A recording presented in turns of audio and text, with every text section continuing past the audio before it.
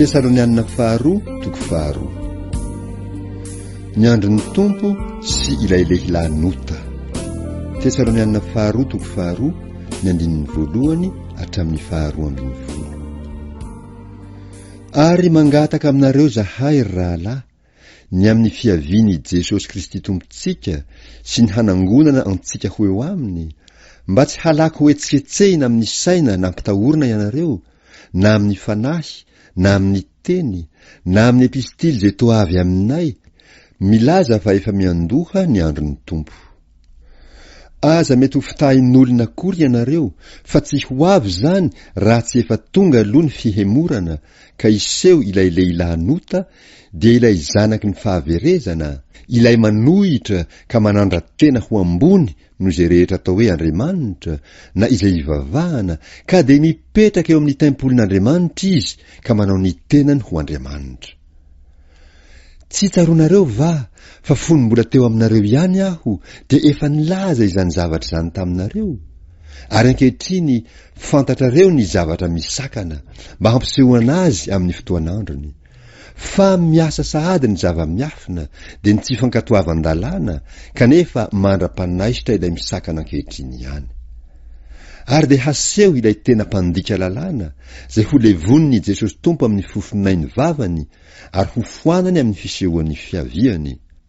Ny fiavin'le iny dia araka ny fiasan'ny Satana amin'ny hery sy ny famantarana sy ny fahagagana mandanga rehetra, ary ny famitahana momba ny tsy fahamarinana amin'izay ho very, satria tsy nandray ny fitiavana ny fahamarinana izay hamonjena azy izy. Koa izany no ampanateran'Andriamanitra fiasan'ny fahadiso-kevitra aminy hinony ny lainga, mba ho helohina avokoa izay rehetra tsy nino ny marina, fa nankasitraka ny tsy marina. Fananarana samy hafa. Tesalonianina faharoa toko faharoa, ny andininy 17 hatramin'ny 17. Fa izahay tsy maintsy misaotra an'Andriamanitra mandrakarivany aminareo, ry rahalahy malala ny tompo, satria Andriamanitra efa nifidy anareo hatramin'ny voalohany hahazo famonjena amin'ny fanamasinana ny fanahy masina sy ny finoana ny marina, sady ho amin'izany koa no niantsoany anareo tamin'ny filazantsaranay, hahazonareo ny voninahitry Jesosy Kristy tompontsika. Koa tomoera tsara ry rahalahy, ka hazony ny fampianarana natolotra izay nampianarina anareo, na tamin'ny teninay, na tamin'ny epistilinay. Ary Jesosy Kristy tompontsika sy Andriamanitra raitsika, izay efa tiantsika ka nanome antsika fampiononana mandrakizay sy fanantenana tsara amin'ny fahasoavana, no hampionona ny fonareo anie sy hampahery anareo amin'ny asa sy ny teny tsara rehetra.